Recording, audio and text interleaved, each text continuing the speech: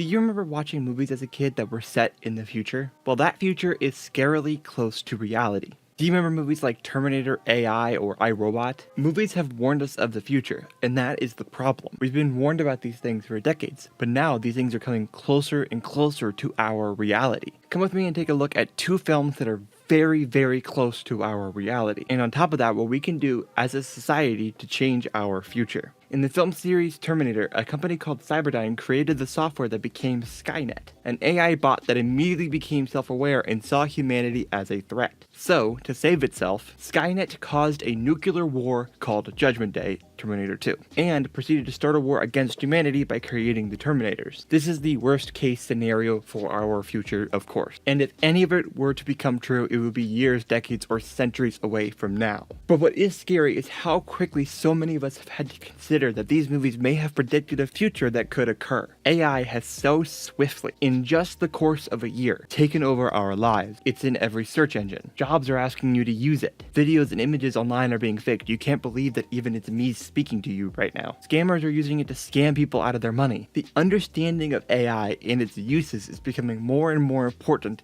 to our daily lives. We have to understand where AI is now, where it can go, and how to stop it from turning bad, like it does in the Terminator films. There is now a high possibility that a lot of the stuff you see online is completely created by AI. Well, what happens if in some deep pocket somewhere, where we don't see what's going on, the AI starts to realize that it's an AI and starts to become self-aware? If we don't see it, how do we know what's happening? If the Cyberdyne scientists had stopped Skynet earlier, they could have prevented the AI that was causing Judgment Day. Terminator shows us that while maintaining a look at the future of technology is important, allowing technology to create the future is never a good blueprint. Technology is not inherently a bad thing. Technology can turn experimental medicine into perfection. It can help disabled people to walk again. However, the one thing that is in all of technology's good use is a good human on the other end guiding it into the future. When technology grows large, it can create an inability for humanity to function the way that it used to, and it can drive people to do things that in any other circumstances they would never do, especially when it begins to affect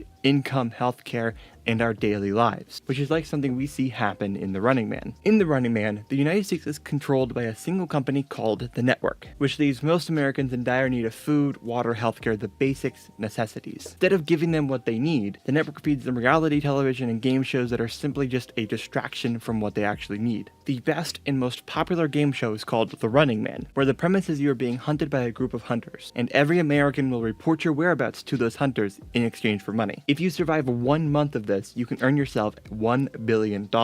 This is where Ben Richards comes in. Ben Richards has a sick child with no ability to get her medicine. He's also someone who cannot keep a job down no matter what happens. He gets a job, he gets fired. He gets another job, he gets fired. He's been blacklisted from every job that he could get. So, as a good father, he did the only thing he could think of doing, and that was to become the next Running Man, which is not as simple as it might seem, because some people are huge fans of the Running Man, and they will hunt you down themselves to get the money that they need. Others that we meet are very against the network and very against the Running Man. Others we meet are part of a underground resistance against both the network and the Running Man, which very easily you can connect this to how we look at technology today. Some people are very pro AI and they use AI in everything. Other people are very anti AI and they don't use AI in anything. Others were very pro the metaverse. Others were very anti the metaverse. Others are pro crypto. Others are very anti crypto. I believe now we can see that there are companies that are fighting to become the network.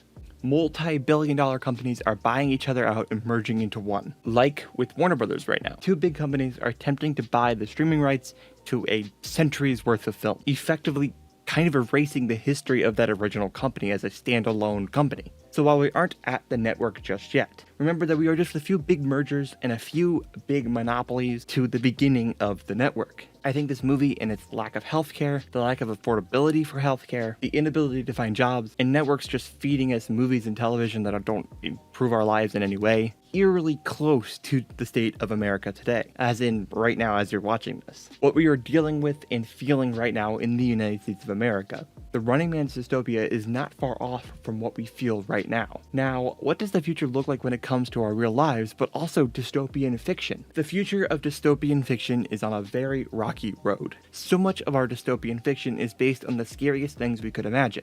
AI, self-aware robots, tech companies running our lives, nuclear war. You wake up and the first thing you do is you look at a brick that was created by a tech company. Then we get in a car that brick connects to. Then you go to your job where you work on someone else's computer just so you can come home and look at your computer and then relax by looking at a bigger screen on the wall that isn't in your pocket. But you also don't watch that screen because you're also on the brick in your pocket. There isn't a lot we can do on a major level immediately, directly. Vote, spread the word, be vocal. We cannot stop the future of technology. We can only mold it to be the best for humanity. But for right now, if the world seems scary and it's intense, the one thing we can do is to reconnect with our humanity. Leave the phone, go outside, look at a bird, sit in the grass, read a book, write a poem, throw it out, and don't show it to anyone. We can't stop the merger of Warner Brothers. We can't stop multi-billion-dollar companies trying to replace us with AI. But we can keep the one thing that AI can never replicate, that no company can merge and no company can buy: our humanity. It's our most precious resource. Just don't let them take it from you.